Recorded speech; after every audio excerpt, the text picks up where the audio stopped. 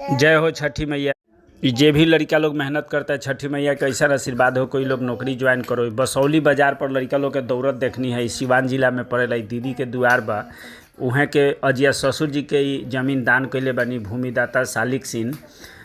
समझी कि एगो घर लोग बनावता तब बोले लो कि हम घर बनावते हैं, लेकिन इतना बड़ा त्याग, इतना बड़ा बच्चा लोग खातिर जा स्कूल के निर्माण करला, जमीन दान में देनी। बसौली बाजार के जस्ट बगल में बा। रात में ही जावे के मौका मिल रहा। तो सुबह में इतना सुंदर सुहावन जगह रहा। आंवला के पेड़ बा, लौका महाराज के पेड़ बा। सब लोग ये हरा हरा फूलपत्ती लगैले बा। बउआ लोग भूसावल एकरा के गोबर बा। सुबह में गोबर उठा के ले आयल हलो गोधन पारे खातिर। आज देखली कितना सुंदर फूल भी बा दीदी के द्वार पर। ये अपन घर बनल बा। 1997 में एजा दीदी के शादी भय रहे।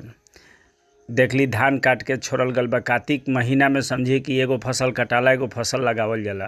कितना सुंदर एकर बलिया बा। एगो धान बोअल गल। इ बेढ़ी एकरा के बोलल जाला। इ टावर बाटे एयरटेल के घर के जस्ट बगल में। एगो धान में देखली कितना फल रोवल लौकता। जहाँ भी खेती बाड़ी के फसल दिखाई देवला बहुत अच्छा लगेला देखे में। अब जैसे निकलत तनी तब भगिना लोग गाड़ी तक आयल है छोड़े। यह हमार ग्लैमर गाड़ी बा, यही से सफ़र करेनी। अब बेजा से निकलत तनी रास्ता में आगे बढ़तनी। मामा से बहुत लगाव रहेला भगिना भगनी के। अब बेजा से निकलनी अनी 40 अड्डी पुल बा। भिसवा गांव के जस्ट सामने 40 अड्डी पुल। देखली कितना पानी के फव्वारा बा। एजा मछली पकड़े खातिर हर एक जगह बिहारी लोग अपन जुगाड़ लगा देवला लो। जाल नीचे फंसा देवल बा, जब मछली में से कूदी तो ओमे पड़ जाई। इतना सुंदर गड़गड़ाहट पानी के। यही में से मछली मार के व्यापारी लोग मछली बेचे खातिर बैठल रहा। तो देख लेनी है सुबह सुबह जतरा बन जी बरारी रहा और डेराई मछली रहा। सब लोग बैठ के सुबह के नज़ारा देखत रहा। वजह से बस 40 अड्डी पुल से अब जैसे अब निकलनी